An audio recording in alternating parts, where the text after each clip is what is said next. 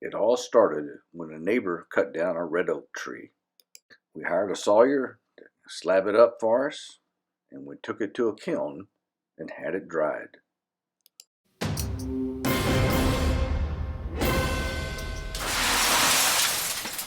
This is a story of the three tables.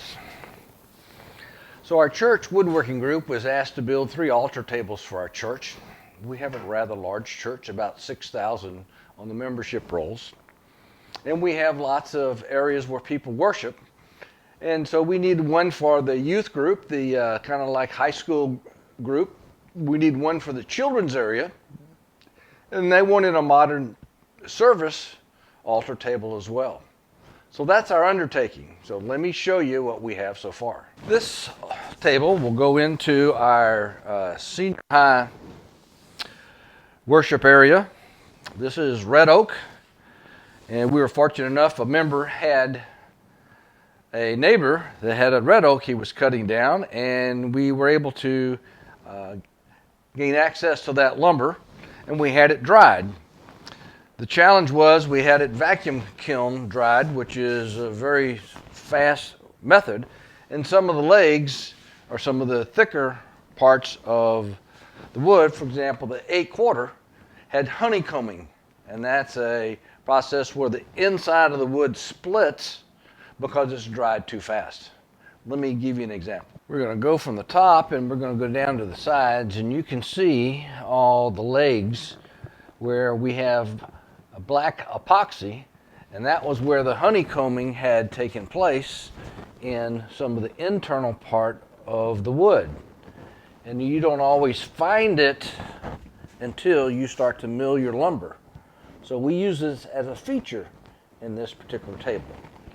And so the top didn't have any honeycombing. We're fortunate with that. So this table is a trestle style, where we have the legs have a support connecting at the bottom, and we have some other joinery we'll make underneath here on the legs to be able to secure the top from the bottom to prevent racking. This was quite an undertaking, as it took numerous times filling with epoxy and CA glue and sanding and repeating the process until we got it far enough along to where it was smooth enough to use. These are the parts of our next table. This goes into our children's area, and this will be a column, kind of a neoclassical style, where we have these columns here and the top will fit up here. This is made out of elm, and the top will be made out of birch.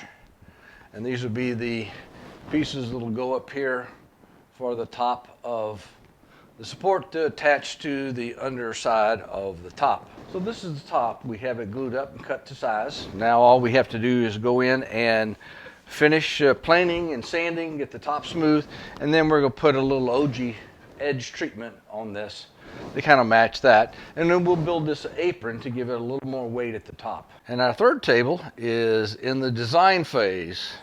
So we have a end table here, and we're going to have the end section reference and make a cross with these Celtic wedges at the end part. That'll be the top of the table down here.